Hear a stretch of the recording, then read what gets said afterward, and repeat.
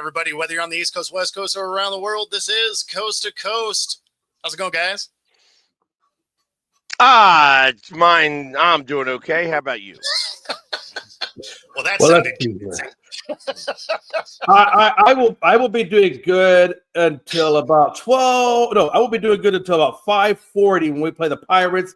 And then when you guys play, what do you got? You got the Orioles at 8:40. Yep. So I would imagine, depending on how the Astros do and depending on how the Mariners do, by midnight, I could be doing exceptionally well. I may have a game and a half and get a little bit of separation from the Mariners. I could be doing good at midnight. We'll see. We'll see. At midnight.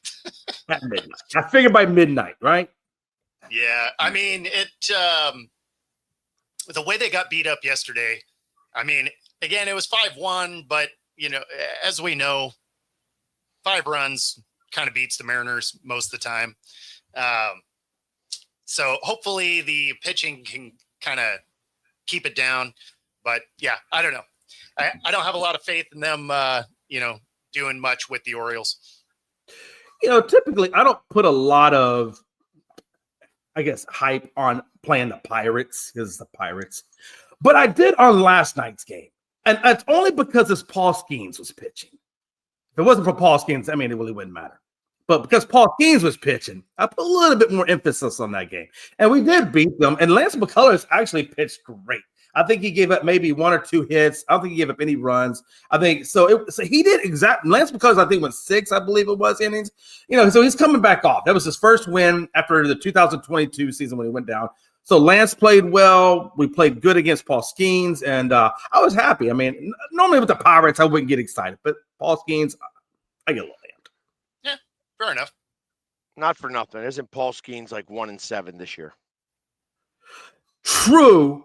All right, don't tell me true. Don't say but. I'm a guess. I'm saying I'm going with what you're saying, and I think I know where you're going. You're going to say, "Well, Jay, it's the Pirates. Calm down." And I No. Listen. Okay, I don't mean to put words in your mouth. Baseball is baseball. You know what I mean? And any day can beat any team can beat any other team. We learned that. We learned that. Hey, even the Rockies could have a winning record. You know, or a winning. I was going to say, let's not go with a winning record, but a winning streak.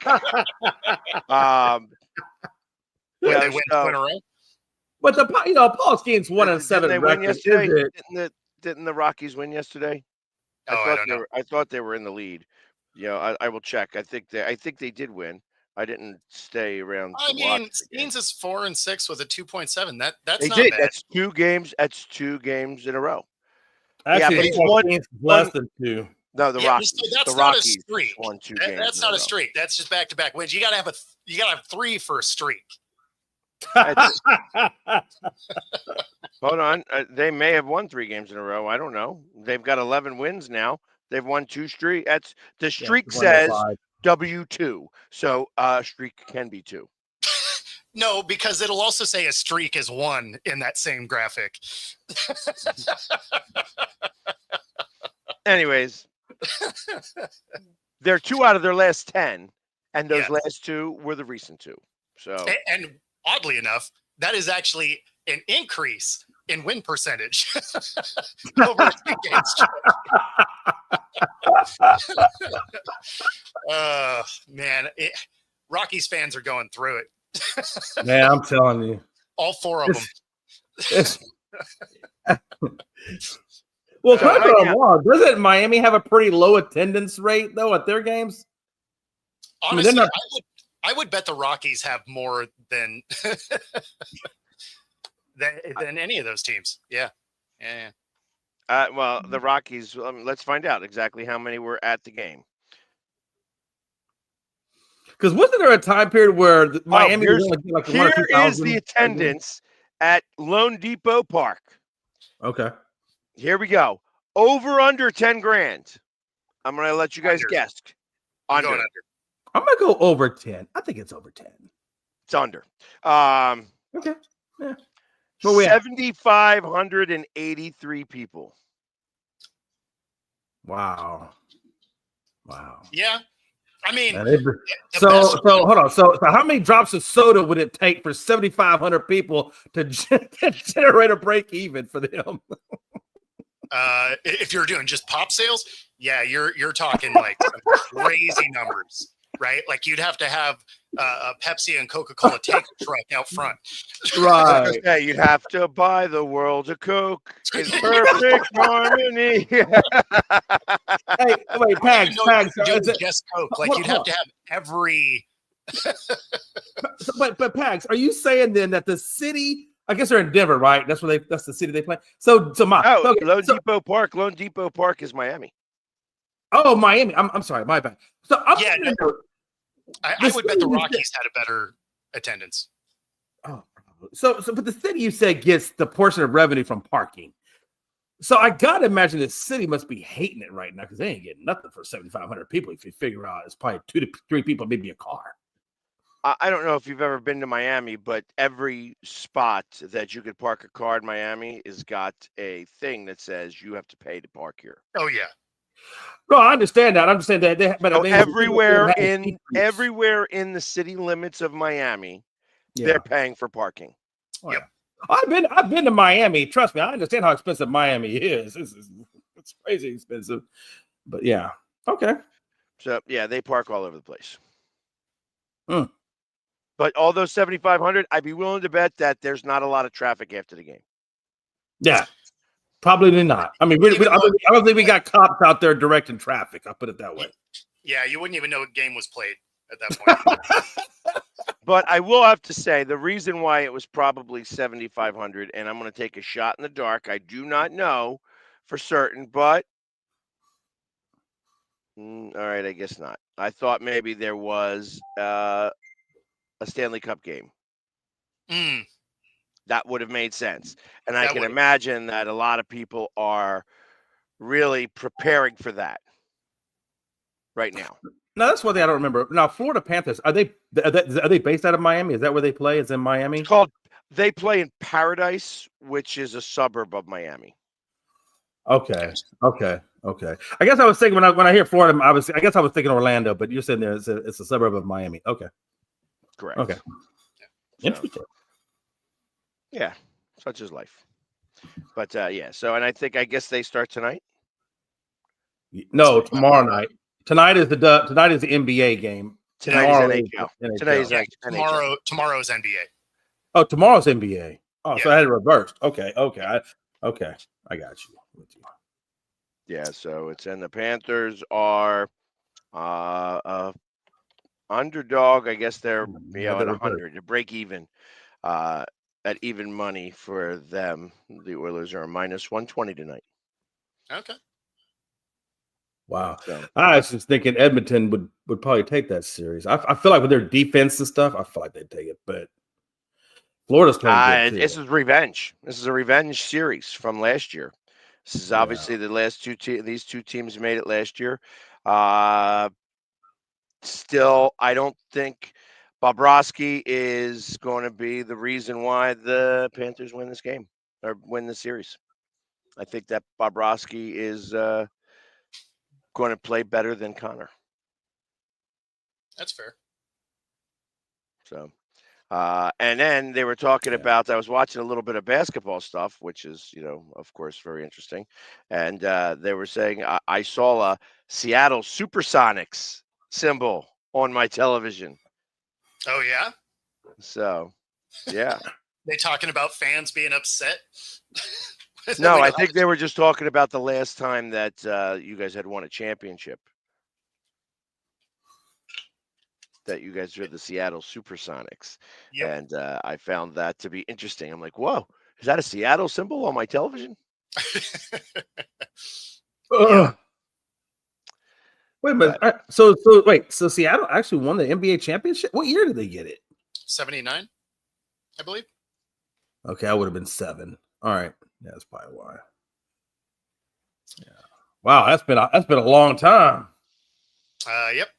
And then the last finals they were in was 94, 93. That was Sean Kemp finals, 94. Right? Yeah, it was like 94, 95, I think is what it was. Somewhere in there.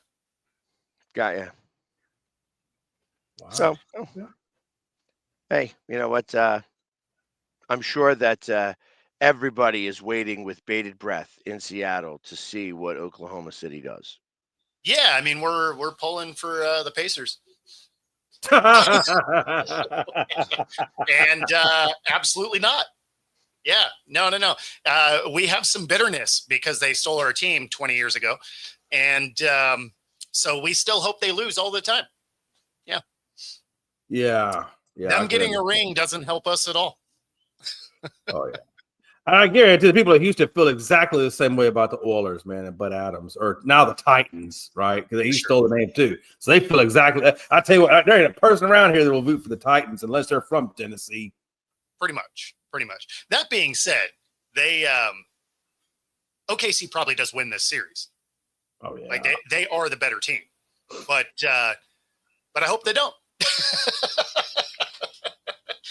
hope they flame out hard. But how about the Knicks firing their coach? Wild, right? So a lot of people that aren't happy with that. Get to the playoffs for the first time in forever. Right. Let's actually make a run a little bit, and then realize that nope, you ain't our guy. Not to mention he had back-to-back 50 seasons. It's not like it's crazy. That's nuts to me. Right? Like they nick it up as much as they can. So they're like, oh wait, we got a guy that's kind of turned this around, added stability. Maybe you didn't like some of his coaching decisions, but this is the furthest you've been in 20 plus years. Yeah. And 2 days after you're firing the guy, like that is wild to me. Well, there's a piece of me that thinks that I may know who they're going to hire next. Who do you get? There's a piece of me that believes or thinks that the reason why you would do that is because there's one guy who's going to kind of do that, and that would be Jay Wright. No. This is the Knicks. They're going to go get D'Antoni or something. No.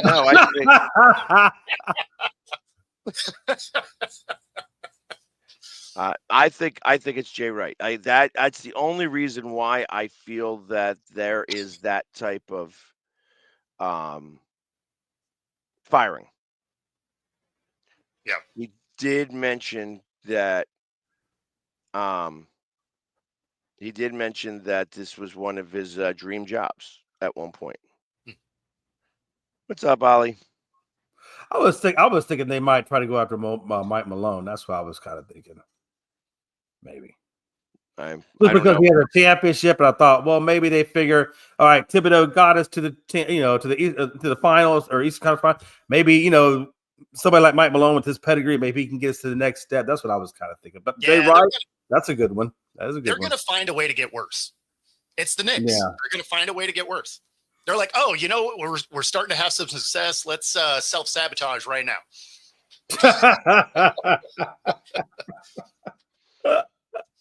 I mean, the last time they won a finals was 71, 72, something like that? 72.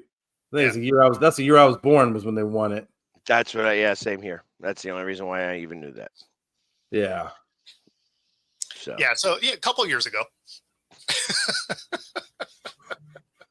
Yeah, I would also put it into the same category as that was right around the same time Flyers were winning Stanley Cups. 73, 74, 74, 75. Yeah. So it's been 50 years. 50 years. It has been that long, hasn't it? Jeez. I know. You guys have had some good. What Dr. J's gone through there? Hey, Barkley's gone through there. Did Wilt go through there? Did Wilt ever play for the Sixers? Yeah, he won a championship here in Philly. I thought he did. Okay. Yeah, I mean, you've had some big time people go to that organization. Mm-hmm. Yeah, so we've had only 2 championships in Philadelphia.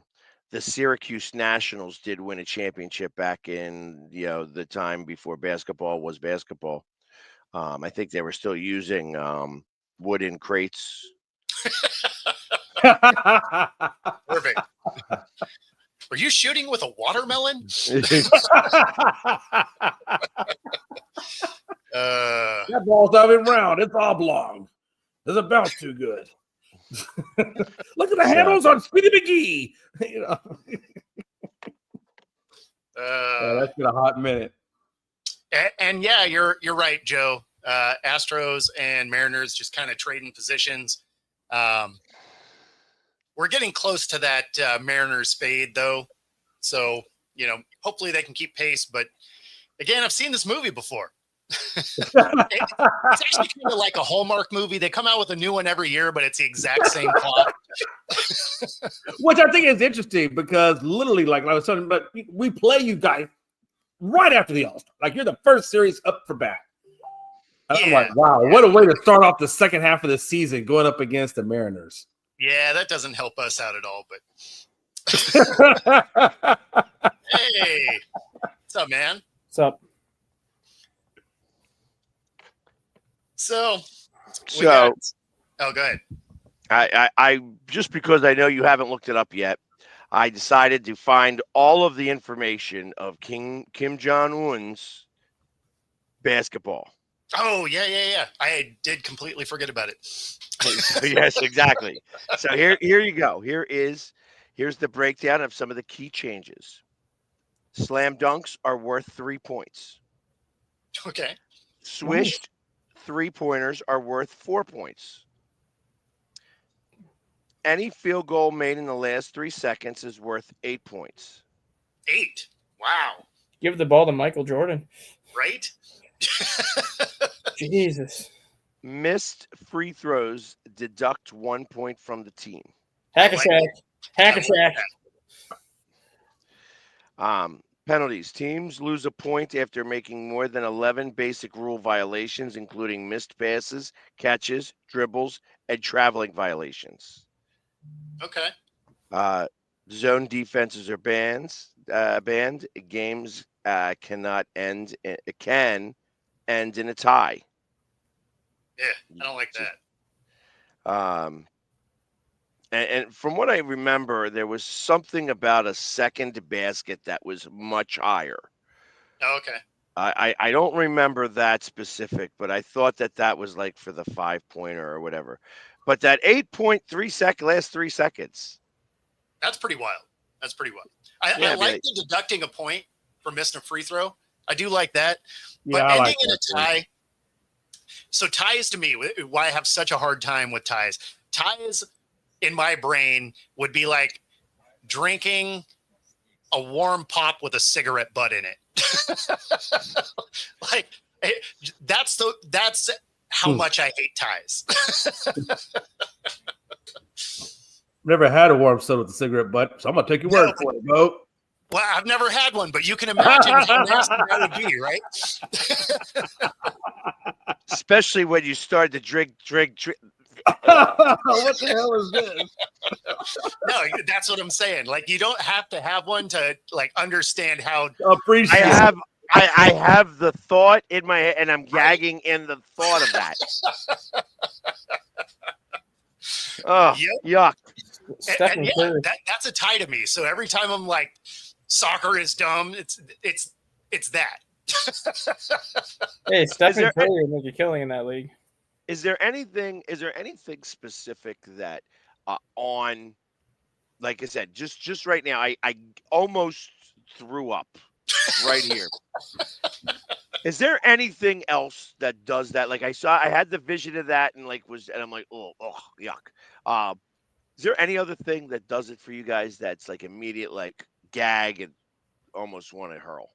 Oh, that's mayonnaise. If he was to swallow a little bit of tobacco juice. Yeah, but like the sight of mayonnaise doesn't make you gag. Right? No, not the sight of it, but just knowing the flavor of it. I'm like,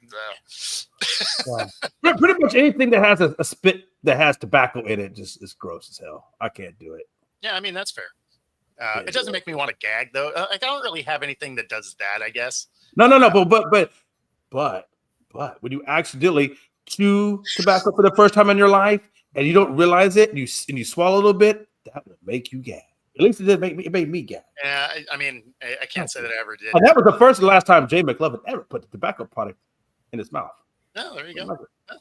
So it was for the best then. Yeah, it was. And I don't want to thank the seniors that held my freshman ass down in auto mechanics and made me do that. Thank you so much. There you go. NBA Jam guys playing in that league. That'd be good.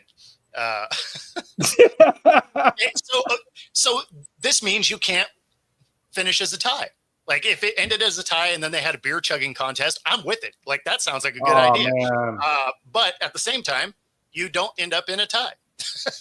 That sounds like a very football and or hockey thing to do to end a tie. It seems like those would be the kind of sports that would be, chugging the beers. I would just do the half point shot until somebody gets it. Half court shot. Yeah, Steph Curry will take that every time. Right. Absolutely. Steph Curry would make a killing in that league if switches are 4 points. Yeah, him and Larry Bird and probably Reggie Miller and Ray Allen. I mean, that would be a hellified. To be fair, from half court, you basically have to swish because you hit the iron, that ball is out of there. No, I'm just talking like a standard 3-pointer. Like if 3-point swishes are worth 4 points, Curry would be averaging 50 points a game. Oh, no question. Yeah. Hey, since we're talking basketball. Hey, since we're talking basketball, have y'all heard about that 7'1" center Hassan Yang that's going to be in the draft from China? Mm-hmm. 19 years old. Have you heard about this, Mr. Dagner? Mm-hmm. Yeah, guys averaging 16.6 points, 10.5 rebounds, 2.6 blocks a game in the CBA. 19. 7'1" has monster hands. And when you see him, he ain't no Chet Holmgren or Wembanyama 7'2". This guy's got a little thickness to him. Like he can hold his own a little bit. And I tell you right now, I'm not saying he's gonna be next Yao Ming. I don't want to go that far. But man, what if he's the next one to take it to that level? I don't know. Yao Ming. What? I feel like Yao Ming didn't live up to Yao Ming. Well, but you got to understand, he's having the same things that Ralph Sampson didn't. When you foot fractures, knee issues. I mean, it took him out. That wasn't on him. That was just injuries that took him out of the game. Yeah. CGC, I like this idea. It just happens to be 9:00 here on the West Coast, so no beer chugging for me. No. On this coast, we drink Crystal Light. I mean, at 7'2", 250 pounds, he does have a little bulk to him. He's not like a small, like thin, really 7-footer. Do you know what I mean? That sounds like about the size that Shaq came into the league. Mm-hmm. I was about the same size, 7'2", about 250. That was about Joel Embiid size, because was Joel Embiid like 7'1", 240, 7'1", 245 when he came in? Yeah, but he also looked like he was a little bit pregnant. Different scenario. Like he had to stop eating the Chick-fil-A for a little bit. So now the projection I saw on Yang was supposedly, if it goes according to the mock draft, they get him at 33 going to the Hornets. Now, I don't know if he lasts that long. I can't imagine a guy at 7'1", 7'2", 19 years old with that kind of build and that kind of production in the CBA not going in the first round at some point. But I mean, he's ranked 41st among draft prospects mainly because of the competition he faces. He's not the league he's in does not have too many guys that are going to be NBA players. It doesn't have too many guys that are going to be like Division I college athletes. So that's essentially basically it's equivalent to putting up an NBA player up against a bunch of high schoolers. Like he's good, but he's not polished. That's why he's graded out as a second round talent right now. Well, I think that the Sixers have like 18 second round picks so the fact that they decided not to send them to the Sixers is a surprise. I mean, could you look at the guy from Duke that's 7'2", 240 that came on Malawatch? He's only been playing basketball for like 3 years. And as a freshman last year at Duke, he averaged 9.7 rebounds and like 3 blocks. Like he's not offensively gifted, but he's going to be a top 5 pick because of the competition he faced and because of his upside. Yeah, well, I mean, if you're 7'2", you're going to get drafted because you can at least get boards. Absolutely. You should be a rebounding hawk. And Scott, absolutely. You've seen a lot of those really tall guys. They end up with a ton of knee and ankle, hip injuries, lots of lower body injuries. So you don't see it as much anymore, though. It's because of the way centers play basketball now. Well, they're also a lot thinner. Yeah. So they're not carrying all the weight on those joints. Usually, like those guys that broke down, it's because they were Shaq size, Yao Ming size, where they were thicker dudes. Yep. That's a lot of pressure on them joints. And like now it's all perimeter shooting for like Victor Wembanyama and all these centers. Like they're not banging around in the paint anymore, so their bodies are going to last a lot longer. That's why we didn't recognize the name. Messed up your profile. Good job.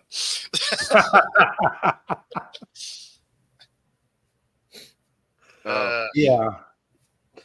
I mean, y'all had it rough because, like you said, he had to go up against, Shaq, and a lot of other bigger centers, like you said. I'm just surprised. And then, what a lot of things too people don't understand is that Yao Ming played basketball year round.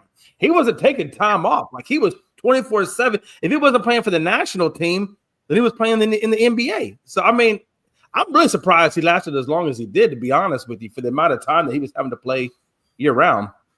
Yeah. When I'm actually doing it this Friday, I ended up having to be here when I was going to do it. So you're still in the running because I haven't done it yet. So you're saying there's a chance. She keeps trying. You might as well just give it to her and be like, you know what? You won. And she very well might win. Like, anything can happen. It would be kind of crazy if she did, though. Actually, it'll be me that wins because I am also one of those people. There you go. And anybody that's watching that hasn't done it yet, it'll be this card right here, signature card, Tyler Lockett. All you got to do is be subscribed to my YouTube channel at Football-Talk. There you go. Where's the Woody? I was about to ask you, where'd he go? Oh, it's over there. I was rearranging some stuff in here. Yeah, it's still here. But you're not bringing it back because it doesn't feel right not having it part of the show anymore. No. So this side of the office is a little bit messed up because I was hanging another TV and stuff. So it's, yeah. Okay. But no, it's still here.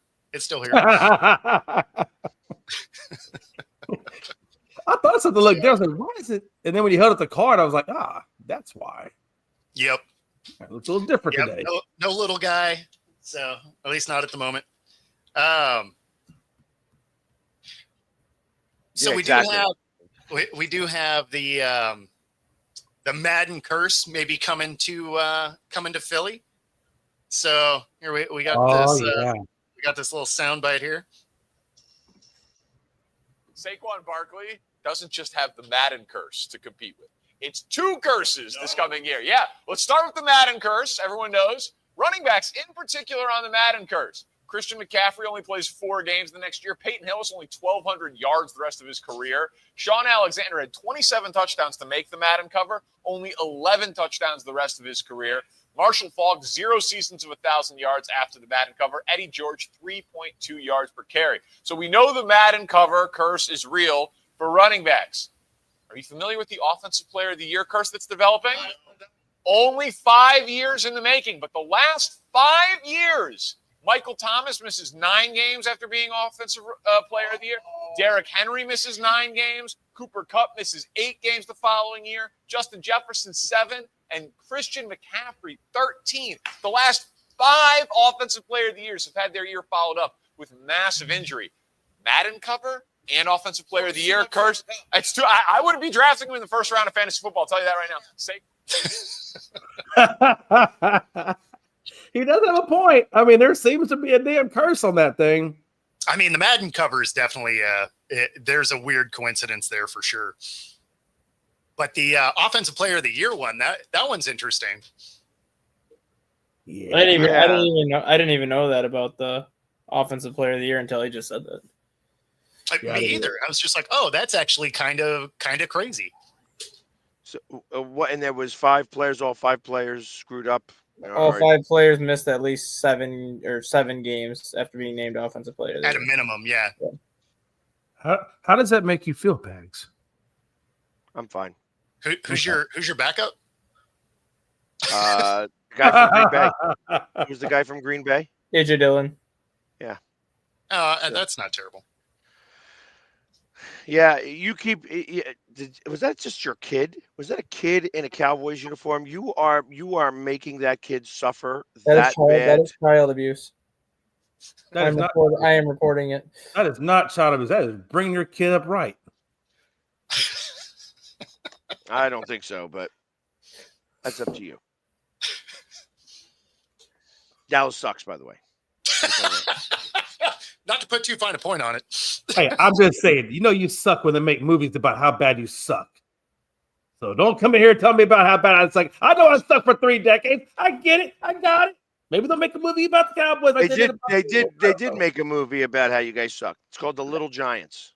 Oh, look at you. Look at you. That's cute. That's a cute one. I like that. The annexation of Puerto Rico. Oh, it's the nephew. He's really spreading the bummer around.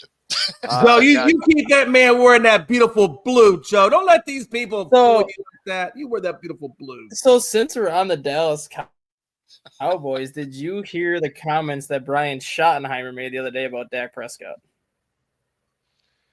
Oh, about him still be evolving? Yeah, a 31-year-old quarterback entering the 9th year in the league, and his head coach basically says Dak Prescott is in the developmental phase of his career. Then what the hell was he the first 7 years? No.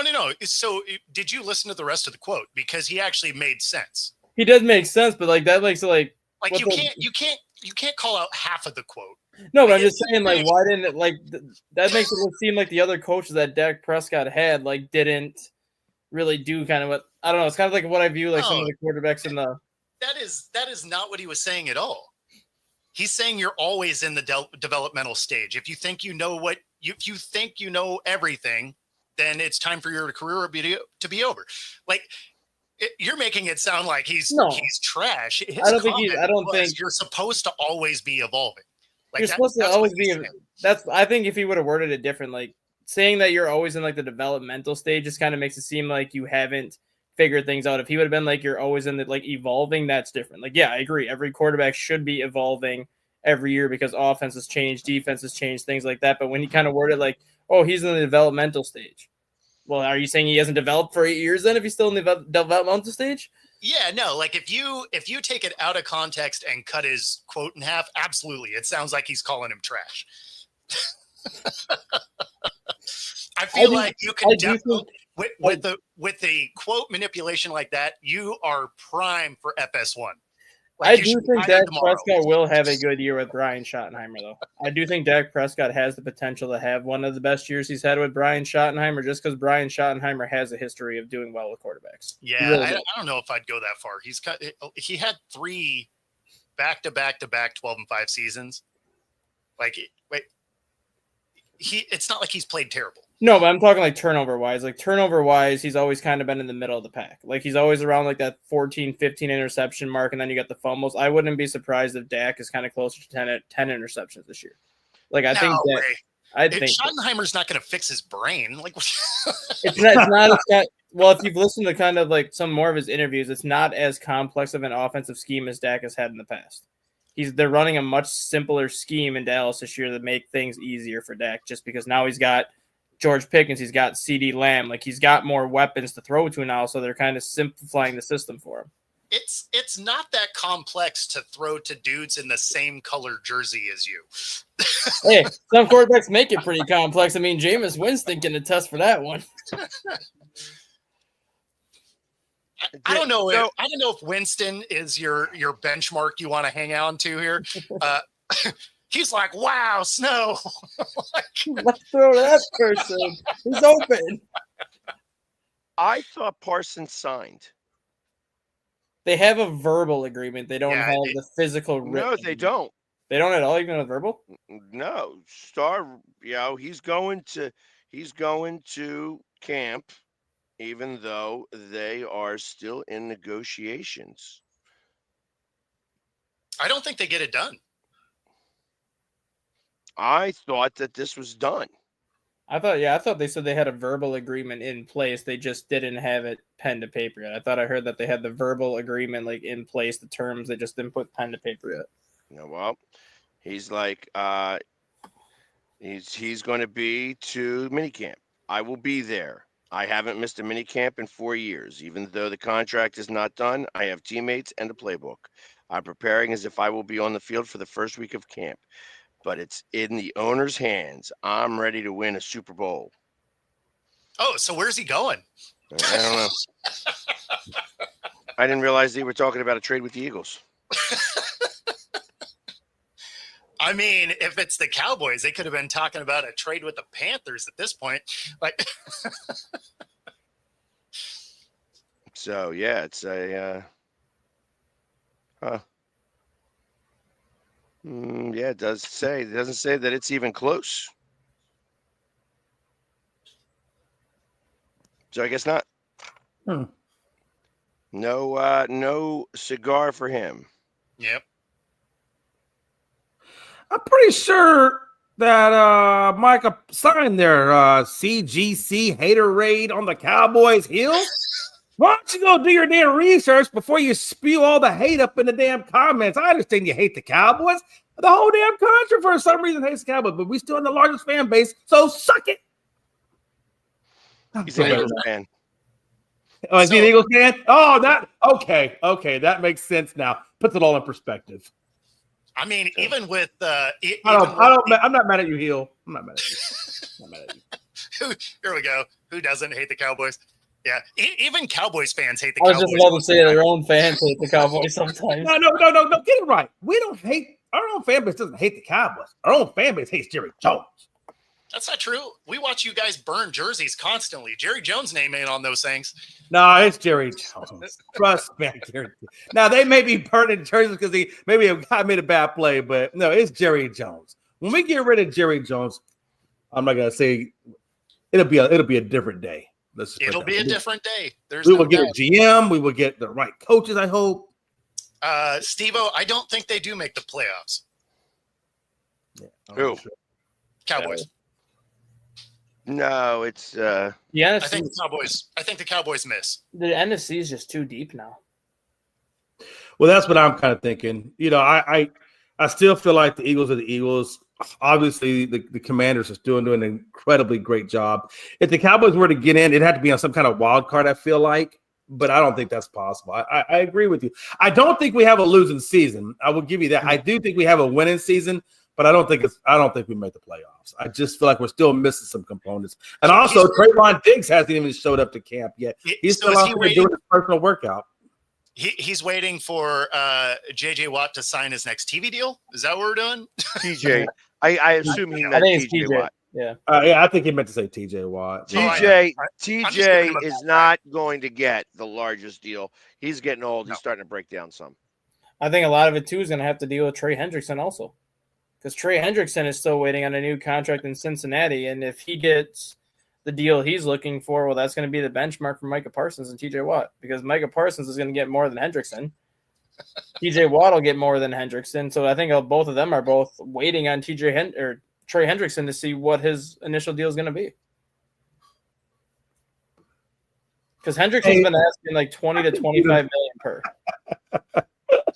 Hey, Gino, who's saying that Jerry Jones isn't the head coach? He's calling out the stuff through the microphone, and the head coach is just there as a puppet figure, okay? Let's not say that he's not the head coach. I still think that man calls in the plays, and the head coach is just there as a figurehead. We'll see. Yeah, we'll see. We will see. I do think Hill is saying we're gonna be in last. I think that's a joke. Nah. I definitely think the Giants are not better than us. I will give you that. Yeah, I don't think you guys will be last. But I do think we'll be third. I think it's going to be Commanders. I think it's going to be Eagles. I think it'll be Cowboys and Giants. I think we finish in that order. That's what I see it. Yeah. Commanders, Eagles, Cowboys, Giants. That's what you said, right? Yeah, that's the way I see it. Okay. And remember that and hold me to it. I am going to hold you to it. Please. I love accountability. I don't run from it. Joe, the best thing is because you're not in North America, when they make the shirts and don't make it, you can still get one.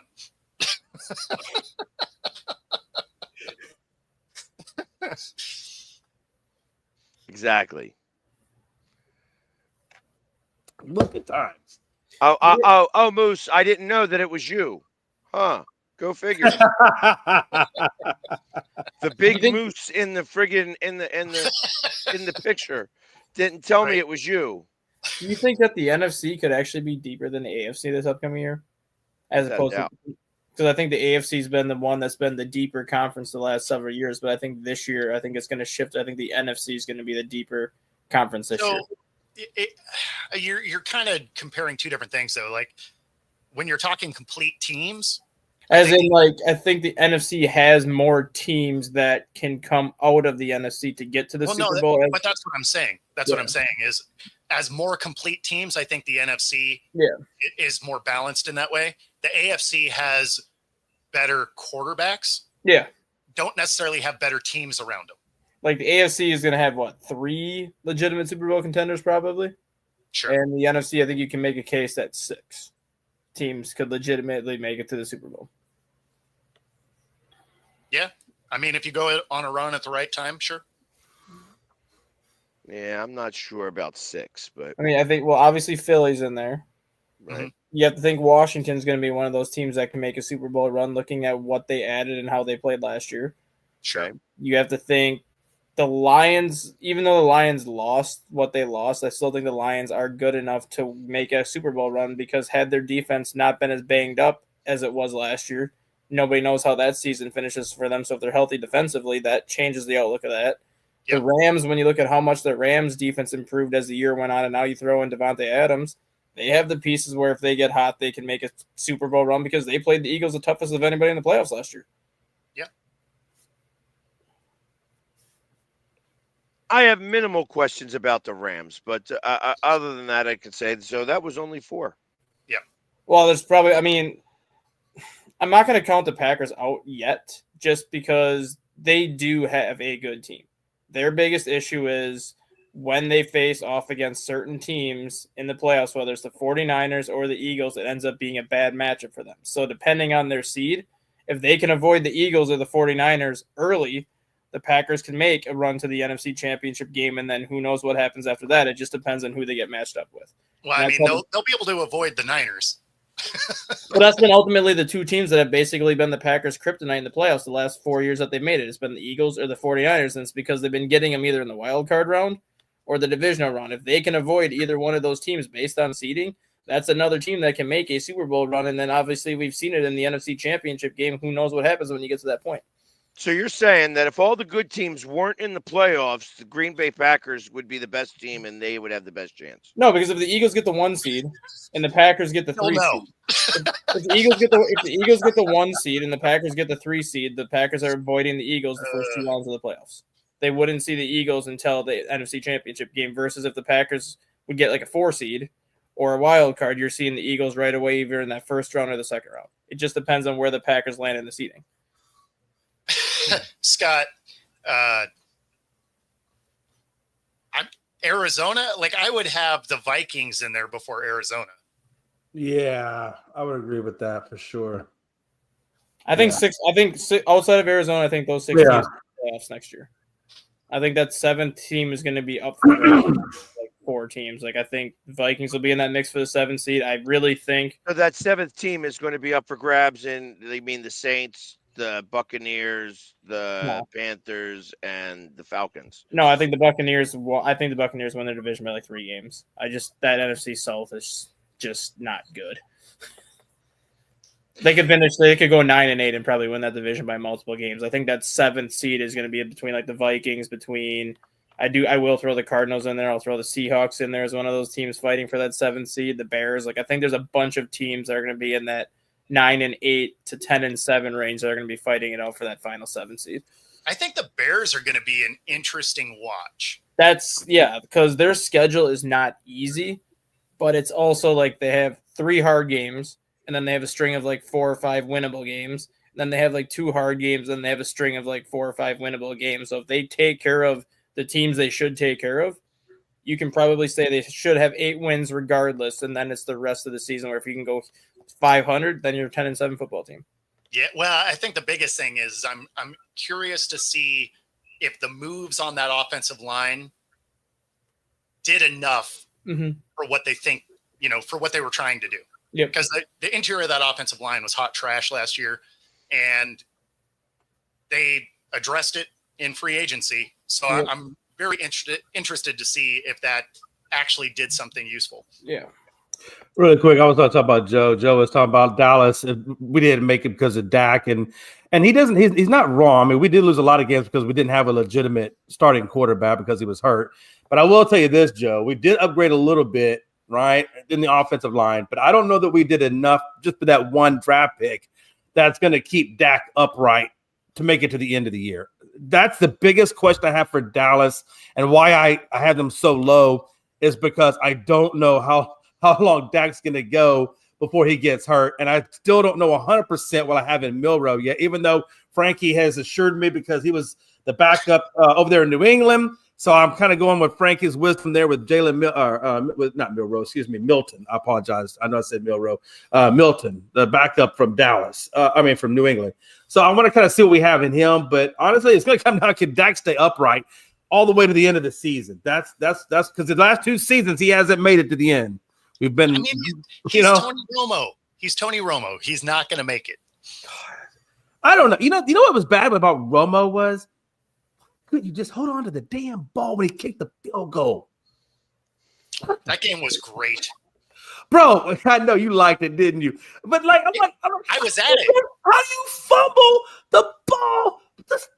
It was right in. It was right in front of me. It was fantastic. And I just looked, and I remember that because I looked at my wife and I said, "See, this is the same shit I'm talking about."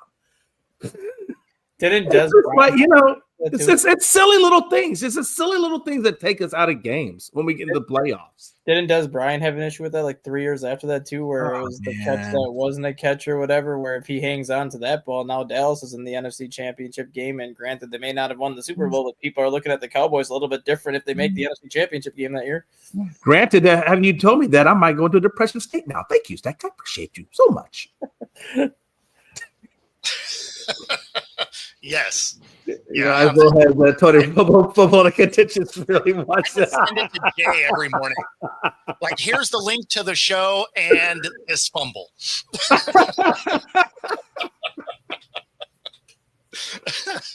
It just seems like it's always one thing or another, man.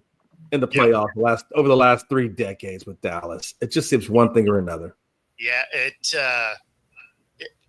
Dak probably gets hurt. I'm gonna go with. Let's see. You could probably bet on this, right along with us here. And I'm gonna go with. He's hurt by week 14. I'm gonna go 14 is that magical week where he gets hurt. The funny thing is, you actually put that up because we were joking, but you know what? I bet you people actually bet on that. They probably do. That's like a thing. Yeah, I would bet that people bet on that. And if you do, you can get a promo code. That's right. You just rewind a little bit. Use the QR code on the screen. Up to 125% of those first 3 deposits. 10% bet guarantee if he manages to make it through the season. And listen, and if you win your bet, you can take that promo code over to True Fusion DM and get your ass in shape. That's after you make it past the 5-day free membership and you pay for that first month. And right now, the best bet going is Angel Reese missing her first shot. Oh, wow. Yeah, and you make some pretty good money on that, especially if you have a parlay where she misses that but gets her me bound. That's what you did there. That's pretty. I like that. The me bound. It's funny that you said that because the last game that the Chicago Sky played against the Dallas Wings, I think it was last Saturday, she started the game 0 for 7 shooting, and 6 of the 7 shots were 3 feet or closer. Oof. Man. Yeah, that's why I say these guys are betting it every game, and they are killing it. He made it her first miss was a 3-pointer, and then 7 straight layups inside 3 feet missed. And they're betting $250,000 to win $450,000. Yeah. Wow. Like these layup misses weren't even close. Like she was coming up short from 3 feet. Like they weren't even like halfway in. Like once she was coming up short from 3 feet out. I'm like, how? As a 6'5" woman, are you not even getting it to the rim from 3 feet out? That's crazy. She's trying to pad her rebound stats. It's almost pathetic, like how terrible she is at shooting. It really is. I just don't get why they keep trying to make her a primary scorer. Just get her. You want to know why? Because she can get underneath the basket. That's literally because ultimately most people can score from underneath there. They have a 6'7" girl in Camila Cardoza who came off of a knee injury last year, so they're not using her as much as they want to yet because they're still working her back from that knee injury. She also hasn't been able to score. No, because I don't think she's 100% healthy yet. Because even if you watch her move on the court, she doesn't have that fluid movement that she had when she was drafted. Like I don't think she's 100% healthy yet. So they're trying to use Reese as a post player right now. I'm like, that's not going to work. Like she has no business being a post player. This would actually make a ton of sense. I would miss some extra baskets for $500K. Hey,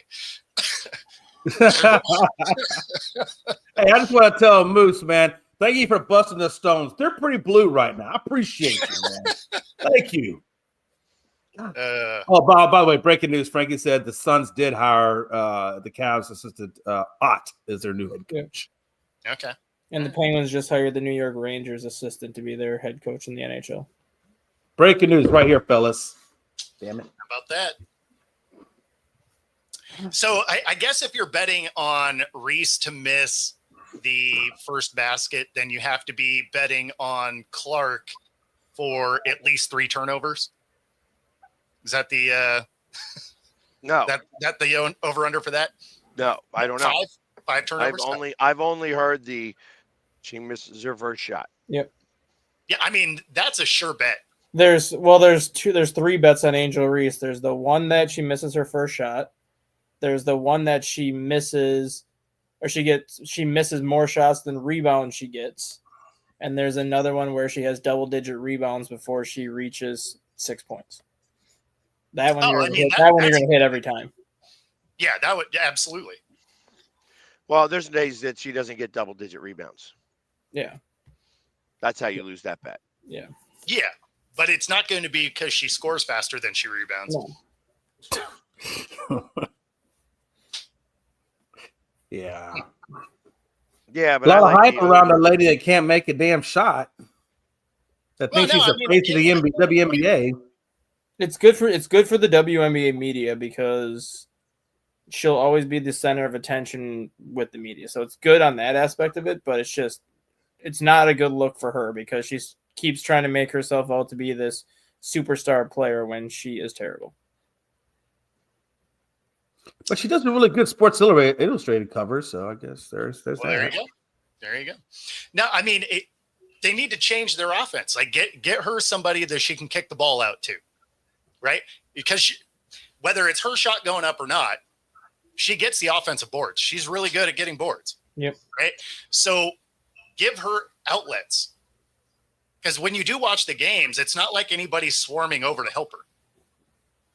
Yeah. Like she's just under there. People break down on her. She ends up trying to put these layups up with like 2 or 3 people on her. It's like, if you have 2 or 3 people on you, you know who's open? Teammates. Teammates are open. It sounds like she just needs to take the Dennis Rodman approach and just be a good rebounder and defender and let everything else, and maybe, like you said, a facilitator for those who are open and let that be your game. At least Dennis Rodman can shoot 50% from the floor. She's shooting 28.2% from the floor. Yeah, Rodman actually wasn't a terrible shooter. He just didn't have to shoot very often. No, he would take 8 shots a game and make 4 of them just because they didn't need him to shoot. He could at least score. Like she is taking 14, 15 shots a game and making 4. Well, yeah, a lot of his shots were just offensive boards from someone else's shot. So she shouldn't be a favored person for Defensive Player of the Year. Right. For somebody as tall as she is terrible at blocking anything. Mm-hmm. She actually has fewer blocks than Clark. Mm-hmm. Clark doesn't play down there. Nope. Yeah. Like if you're down low and you're not getting blocks as tall as she is, there's a problem there. It's not like in the NBA where, you're 7-footers, but you're hanging out at the perimeter. So of course you're not getting blocks. Like she actually plays down low. Well, she can play wherever she wants. I mean, she does.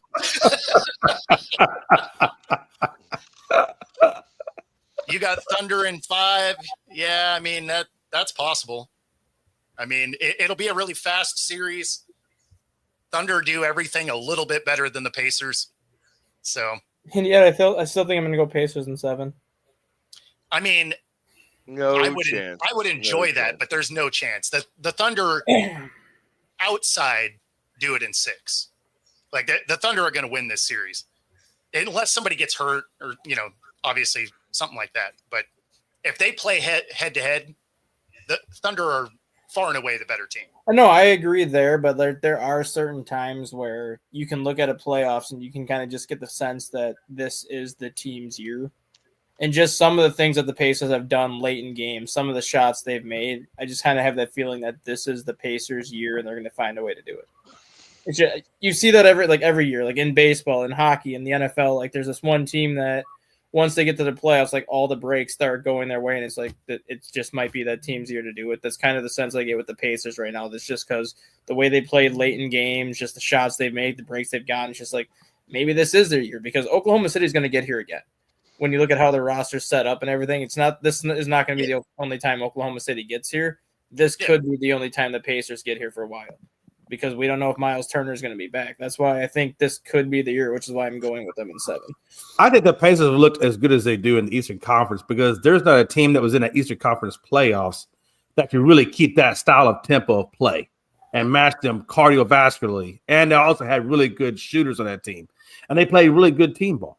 But they haven't faced a team like OKC that can match them cardio for cardio and defense on that. And they got the number 1 offense, but you're going up against number 1 defense. And if you really believe that defense wins championships, then you got to believe in OKC at that point. And I just think, and they have home court advantage. There's a lot of things going in their way that's going to be very difficult for the Pacers to take that from them. I just know the Celtics. And on that note, that does get us to the top of the hour. If you've been watching along with us, be sure to like and subscribe. If you're watching on Roku, stay tuned for the next hour. Otherwise, we're going to get out of here and let you enjoy the rest of your day. Take it easy, everybody. Later.